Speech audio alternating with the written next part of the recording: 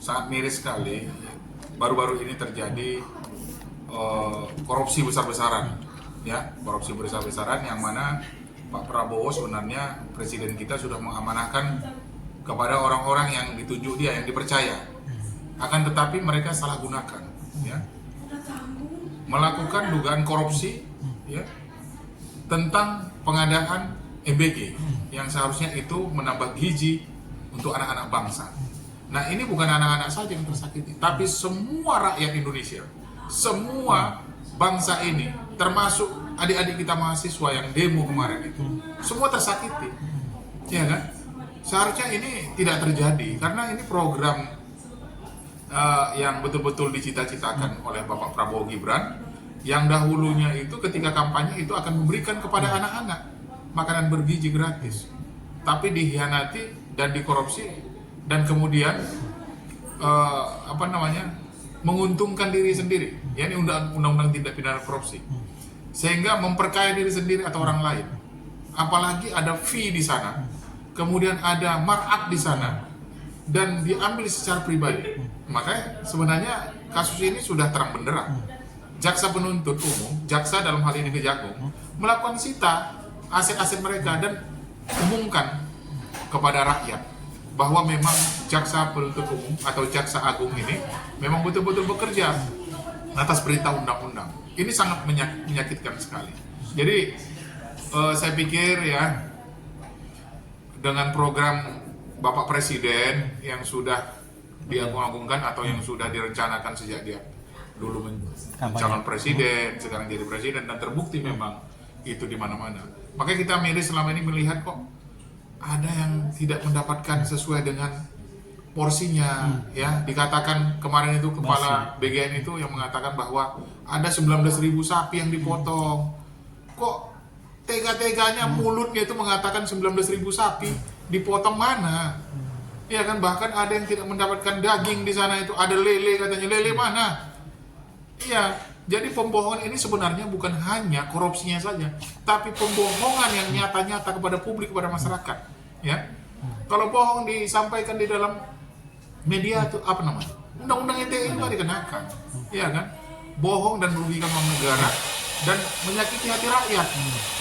Makanya dari mahasiswa kemarin itu sampai melakukan aksi itu, sebenarnya itu bukan murah itu mereka melakukan seperti itu. Mereka menghabiskan waktu, mungkin mereka tidak belajar karena untuk memikirkan bangsa ini.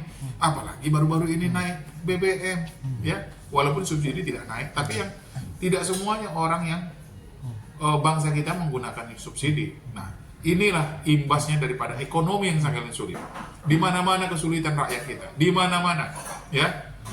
Jadi saya pikir juga memang pelaku-pelakunya bukan hanya yang kemarin yang viral, tapi semua diperiksa. Seperti tersangka Sony Sanjaya, ya. Beliau kan mengatakan bahwa akan menjadi JC, Justice Collaborator, dan siapa-siapa saja pelakunya itu dilakukan penangkapan, menjadikan tersangka.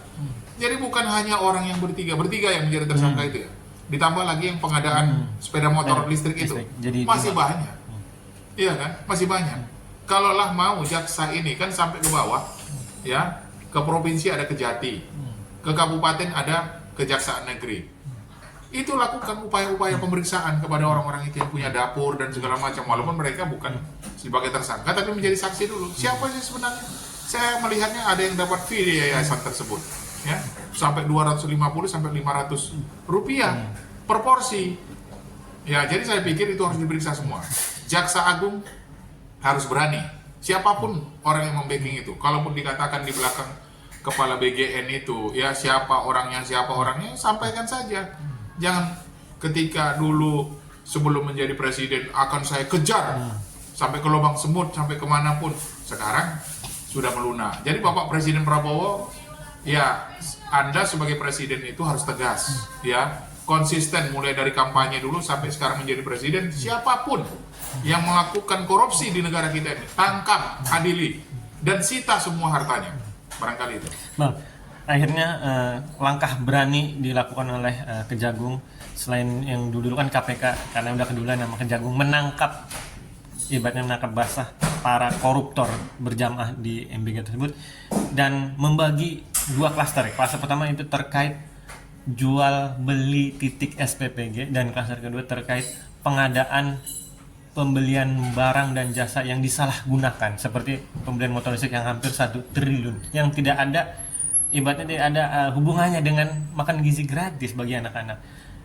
Dan Pak Sony tersebutlah yang sebagai bisa dibilang pelaku utama, masih juga pelaku utama yang ingin menjadikan JC, dan dia bilang awal dari 30 nama jadi 20 nama. Dan ada yang bilang juga kalau jadi JC itu ya bukan seorang pelaku utama, justru orang yang di atas dari pelaku utama tersebut yang bisa kalau Pak Sony ingin jadi JC. Gimana Bang? Ya, jadi pendapat saya kita janganlah berputar-putar pelaku utama mau pelaku bukan utama, tapi jaksa kita minta di sini harus melakukan pemeriksaan kepada semua yang terlibat. Jadi masalah dapur ini ya, masalah MBG ini bukan hanya berputar kepada motor listrik saja, bukan hanya pengadaan barang-barang saja atau markup saja. Yang markup itu ada perencanaan, ya kan? Ada perencanaan. Orang-orang perencanaannya siapa, ya kan? Dan kemudian mengesahkan anggaran itu siapa? DPR, periksa DPR, ya kan? Kenapa anggaran segede itu, sebesar itu? Kita tahu memang sangat luar biasa sekarang orang sulit semua ekonomi, ya. Periksa semuanya. Dan kemudian lakukan penyitaan aset-aset tersebut. Kalau menurut saya memang MBG itu jangan dihentikan. Tapi kalau mau dicek kembali bahwa orang-orang yang tidak mampu lah yang dikasih makan. Karena ada sebagian orang yang mampu tidak makan MBG itu karena mereka punya uang lebih dari orang tuanya. Tapi saya pikir didata kembali yang bagaimana misalnya satu sekolah itu sampai 1.000 anak didik. Jangan semuanya. Jadi itu dievaluasi kembali. Yang miskin, yang tidak mampu orang tuanya itulah yang harus diberikan makan. Ya kepada Bapak Presiden ini ya. Mungkin nanti disampaikan kepada jajarannya. Tapi kalau masalah sekarang kerugian sudah nyata, ya jangan sampai di situ saja. Bapak Kajagung harus perintahkan kepada Kajati dan kemudian Kajari untuk memeriksa semuanya. Makanya kenapa Jaksa Kejagung ini melakukan penangkapan ini? Karena dia punya jajaran sampai ke bawah. Walaupun KPK kemarin menyatakan kami sudah melakukan penyelidikan, tapi karena sudah dilakukan tangkap tangan atau dilakukan proses penangkapan dan penahanan oleh Jaksa Agung, maka mereka hentikan. Kalau KPK kan punya hanya di Jakarta saja institusinya. Tapi kalau kejaksaan ini sampai ke daerah-daerah, iya kan? Sekarang kita tahu bahwa MBG ini sudah sampai daerah, bukan hanya di Jakarta saja, bukan hanya kepala BGN atau wakil atau pengurus-pengurus pusat saja, tapi sampai ke daerah-daerah. Karena kita tahu bahwa MBG ini ada juga konsultannya, kemudian ada di tingkat kecamatannya. Saya nggak tahu entah apa itu perangkat-perangkatnya, nanti mungkin itu yang lebih jelas lagi orang-orang nanti ditanyakan aja kepada pengurus-pengurus MBG ini, BGN ini, siapa-siapa saja. Ini terlibat banyak. Saya tahu bahwa yang juga beberapa oknum-oknum jenderal ya mendapatkan ini semua. Karena kita juga pernah teman kita itu melakukan upaya, melakukan datang ke kantor MBG sana, BGN sana, untuk mendapatkan titiknya sangat sulit. Bahkan ada harus membayar untuk titik itu sampai 200 sampai 500 juta, kan kita sangat sedih sekali ya. Padahal itu untuk anak-anak kita yang penambahan gizi, ya kan, memperbaiki gizi oleh Bapak Presiden Prabowo. Kita terus terang saya katakan ya, marilah kita bantu Bapak Presiden Prabowo ini. Ya wajar saja kalau semua orang menyalahkan Pak Presiden segala macam, dia sendiri, ya kan. Tapi anak-anak buahnya malah mengkhianati. Jadi saya juga sebagai praktisi hukum, sebagai pengacara, pimpinan kantor saya, Advokat Iskandar Halim, kalau tidak ada teman-teman saya, rekan-rekan saya juga tidak bisa melakukan apapun. Tapi ada teman-teman, ada rekan-rekan. Begitu juga Bapak Presiden. Sudah ada menterinya, sudah ada DPR juga yang mengawasi. Tapi kenapa ini kok kecolongan? Iya kan? Kalau kemarin itu sudah tidak dilakukan penangkapan, habislah uang negara ini. Saya pikir begitu. Bang, yang akhirnya Kejagung memberikan atau menjerat mereka para koruptor berjamaah MBG dengan pasal TPPU sampai ke keluarga-keluarganya harus dimiskinkan. Dan menurut pernyataan Pak Mahfud MD, hukum mati para koruptor MBG. Abang setuju? Ya sangat setuju sekali. Jadi ini jangan lama-lama aja, jangan omon-omon saya dikatakan Pak Prabowo ya kan, bahwa ini cepatlah lakukan, sitalah aset-aset yang dari uang negara, sita secepatnya, karena nanti bisa alihkan kemana-mana harta itu atau aset tersebut. Itu uang negara, uang rakyat, ya kan?